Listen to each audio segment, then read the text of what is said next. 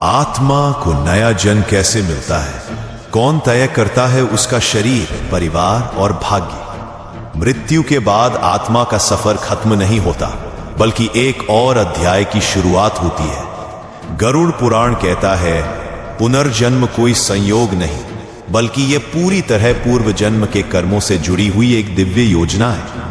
आत्मा विश्राम के बाद पुनः सक्रिय होती है, जब आत्मा यमलोक, विशेष लोक या स्वर्ग नरक में अपना समय पूर्ण कर लेती है। अब एक अदृश्य संकेत उसे फिर से धरती की ओर खींचता है। पर कौन तय करता है कि अब किस घर में जन्म लेना है, किस माता पिता के गर्भ में जाना है?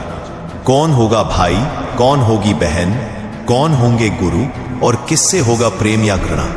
क्या यह सब भाग्य है या कोई दिव्य गणना?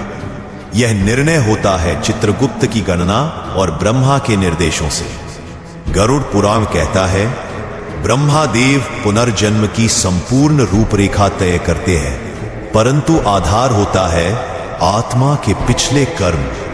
कैसे होती है आत्मा की अगली यात्रा की शुरुआत? चित्रगुप्त आत्मा का कर्म पत्र यमराज को सौंपते हैं।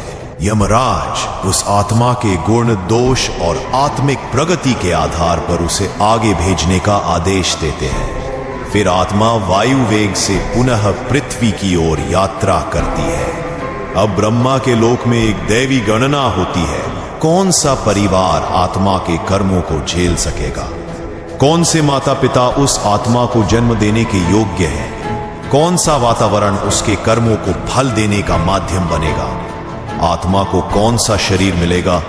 यदि आत्मा ने पशु वृत्ति वाले कर्म किए हैं तो पशु योनि, यदि उसने अधार्मिक और स्वार्थी जीवन जिया है तो नीच योनि, यदि उसने सेवा, भक्ति, संयम का मार्ग अपनाया है तो मनुष्य शरीर। गरुड़ पुराण कहता है, मनुष्य जन्म दुर्लभ है। यह केवल उसी को मिलता है जिसने पूर्व जन्म में सत्कर्मों की नींव डाली हो। आत्मा किस घर में जन्म लेती है?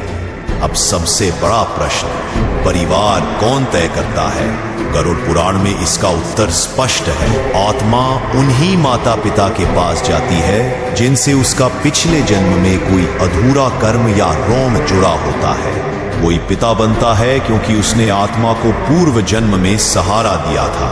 कोई मां बनती है क्योंकि उसने पिछली बार सेवा की थी या सेवा की आशा अधूरी रही। कोई भाई, बहन, पति या पुत्र, ये सब आत्मिक संधियों का परिणाम होते हैं। आत्मा को जन्म से पहले क्या दिखाया जाता है? गरुड़ पुराण एक अद्भुत बात बताता है। जन्म से पहले आत्मा को अपने आगामी जीवन की झलक दिखाई जाती है।